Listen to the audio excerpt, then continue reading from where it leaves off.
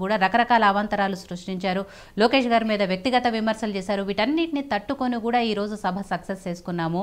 And వచ్చిన కార్యకర్తల్ని నాయకుల్ని కూడా ఇబ్బంది పెట్టే ప్రయత్నం ప్రభుత్వం చేసినా కూడా వాటన్నిటిని దాటుకున్నాము, అధిగమించాము.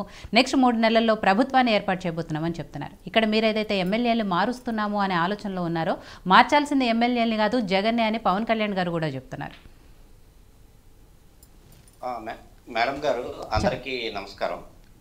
డిబేట్లో ఉన్న అందరికీ కూడా ఇప్పుడు ఏదైతే ఇప్పుడు చంద్రబాబు నాయుడు గురించి కానీ లోకేష్ గురించి వీళ్ళు చెప్పారో అవన్నీ కూడా బోటకపు మాటలండి. ఎందుకంటే ఇప్పుడు ఇలాంటి సభలు గతంలో ఎన్నో సభలు జరిగాయి. ఒక విషయం తీసుకుంటే పవన్ కళ్యాణ్ బ్రదర్ చిరంజీవి గారు ఎంతో సినీ ఫేమ్ ఉన్న వ్యక్తి, ఆయన కూడా తిరుపతిలోనూ ఎక్కడో స్టార్టింగ్లో సభ పెట్టారు. చాలా మంది వచ్చారు. పవన్ కళ్యాణ్ కూడా ఇప్పటికీ 10 సంవత్సరాలు అయింది స్టార్ట్ చేసి పార్టీని. ఈ రోజుకి కూడా ఆయన మట్టుకు ఆయన గెలవలేకపోయాడు. అంటే గెలవలేదని మనం ఇచ్చేయడం కాదు, చెప్తున్నాను. రాజకీయంలో స్టాండర్డ్స్ ఉండాలి. రాజకీయంలో ప్రజలకి భరోసా ఇవ్వాలి. నాయకుడు అంటే ఒక నన్ను నమ్మండి, నేను ఈ కార్యక్రమం చేస్తాను అని చెప్పగలగాలి.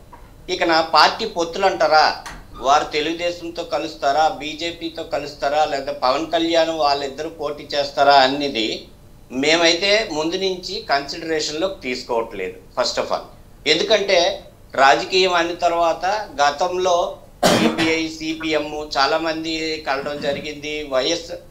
కాంగ్రెస్ పార్టీ కూడా టీఆర్ఎస్తో కలిసి పోటీ చేసింది. ఇవన్నీ కూడా సాధారణంగా జరుగుతుంటాయి. ఎందుకంటే పెద్దలు కోటేశ్వరరావు గారు కూడా ఉన్నారు కాబట్టి వారికి కూడా ఇవన్నీ తెలుసు. వాటి గురించి నేను ప్రస్తావన చేయదలుచుకోలేదు. రాజకీయంలో అవన్నీ భాగం. ఎందుకంటే ఈరోజు జగన్మోహన్ రెడ్డి గారు మొదటి నుంచి పార్టీ పెట్టిన నుంచి మనం డైరెక్ట్గా మాట్లాడుకుందామండి. ఇవన్నీ వాళ్ళు వీళ్ళకి కామెంట్ చేసినవి, వాళ్ళు కామెంట్ చేసినవి వద్దు. మనం జగన్మోహన్ రెడ్డి గారు ఏకైక ధ్యేయం ఏంటంటే ప్రజలకి అంతకు ముందు జగన్మోహన్ రెడ్డి గారు ముందు పరిపాలన నెక్స్ట్ తీసుకుంటే ఆయన పరిపాలనకి తీసుకుంటే అంతకు ముందు ఎవరైతే వాగ్దానాలు చేశారో ఆ వాగ్దానాలన్నీ కూడా తొంగలో తొక్కడం జరుగుతుంది. యాక్చువల్గా ఆయన ఒక కన్సిడరేషన్లోకి తీసుకొని ప్రభుత్వాలు పనిచేస్తాయి ఏవైనా అంటే జగన్మోహన్ రెడ్డి గారిని చూసి నేర్చుకోవాలి. ఎందుకంటే ఆయన ఏదైతే మేనిఫెస్టో విడుదల చేశారో ఆ మేనిఫెస్టో ప్రకారం కార్యక్రమాలు చేశారు. First thing. రెండోది, ఏ ఉద్యోగాలు లేవు, లేకపోతే డెవలప్మెంట్ లేదు అని చెప్పారు. దానికి సమాధానంగా నేనేం చెప్తానంటే సచివాలయంలో ఇంటర్మీడియట్ డిగ్రీ చేసిన విద్యార్థులకి ఈరోజు ఏ ప్రభుత్వాలు కూడా అంతకుముందు కల్పించలేకపోయాయి. ఈరోజు 15,000 జీతంతో స్టార్ట్ చేసి ఈరోజు వాళ్ళకి 25,000 వరకు వాళ్ళకి పెట్టడం జరిగింది. సుమారు రాష్ట్రంలో ఎవరికైనా అడగండి, 1,30,000 రూపాయలు వాళ్ళకి ఉద్యోగ కల్పన చేశారు.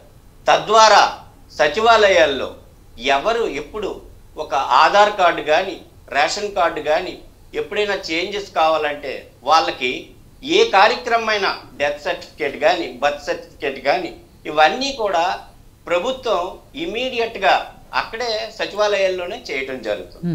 ఇవన్నీ అభివృద్ధి కాకుండా జగన్మోహన్ రెడ్డి అలాంటి వాడు కాదు, ఇలాంటి వాడు, వీళ్ళందరూ పగపట్టి 2024లో జగన్మోహన్ రెడ్డి గారిని దించుదామని ప్లాన్ చేశారు. మేము కాదనడం లేదు. మేమైతే 175 సీట్లలో పోటీ చేసి ఇచ్చేస్తాం. వాళ్ళు ఎవరితోనైనా రండి. పొత్తుల గురించి నేను ప్రస్తావించదలుచుకోలేదు. ఎందుకంటే ఆల్రెడీ వాళ్ళు కలిసి ఉన్నారు, వాళ్ళు కలిసి చేస్తున్నారు. ఎందుకంటే ఒకటైతే నేను చెప్పగలనండి, పగ ప్రతీకారంతో ఎవరు రాజకీయం చేయకూడదు. ముఖ్యమంత్రిని దించడానికి జన అభిమానం గెలిచి నేను ఈ కార్యక్రమం చేస్తాను అని చెప్పి గెలిస్తే అది సత్తా అంటే. అంతేగాని వీళ్ళు జగన్మోహన్ రెడ్డి దించడమే ధ్యేయంగా పెట్టుకున్నారు. కానీ రాజకీయాల్లో అవన్నీ కామన్, నేను కాదనడం లేదు. కానీ జగన్మోహన్ రెడ్డిని దించడానికి ప్రయత్నించనండి. ఆ రాష్ట్ర ప్రజలంతా ఇదంతా చూస్తున్నారు. ఈ సభ ఏదైతే ఉందో అలాంటివి చాలా పెద్ద మాకు మేము బస్సు యాత్ర చేస్తే ఒక నియోజకవర్గానికి 25,000 మంది అటెండ్ అవుతున్నారండి. 25,000 నుంచి 30,000 మంది అటెండ్ అవుతున్నారు.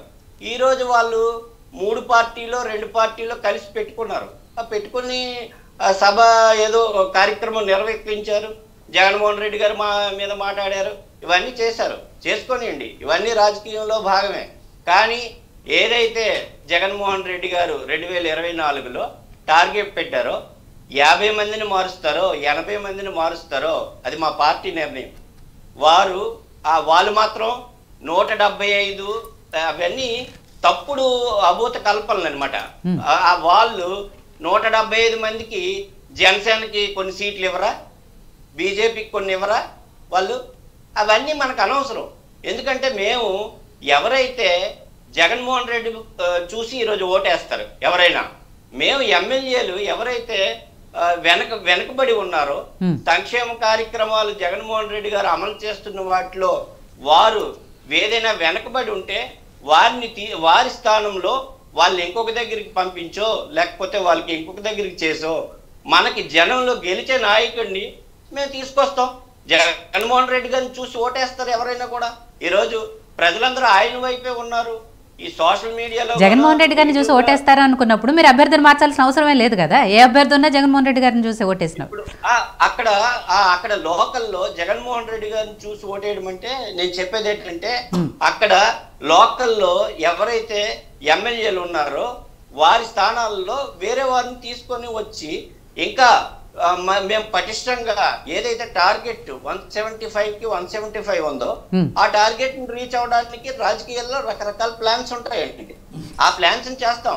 మీరు మరి వీళ్ళ ప్లాన్ లో భాగంగా జనసేనతో పొత్తు పెట్టుకున్నారు. జనసేనతో పొత్తు పెట్టుకుని మేము వద్దని చెప్పలేదే. ఇది ముందు నుంచి మేము చెప్తున్నాం.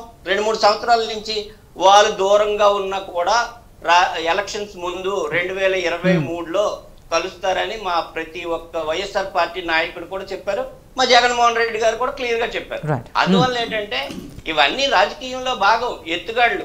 అంతేగాని ముఖ్యమంత్రిని తీసుకెళ్తాము లేకపోతే ఇవన్నీ అంటే ప్రజలు ఎవరు కూడా ఈ రోజు చంద్రబాబు నాయుడిని కానీ పవన్ కళ్యాణ్ని కానీ లేకపోతే లోకేష్ బాబుని కానీ చీకొడుతున్న పరిస్థితి. మొన్ననే మీరు చూశారు, ఆయన 53 రోజులు అరెస్ట్ అయ్యి 370 కోట్లు కుంభకోణంలో కూడా అరెస్ట్ అయ్యి మొత్తం పత్రికలన్నీ పేపర్లలోని కూడా మీడియాలో అన్నింటిలో కూడా వచ్చింది.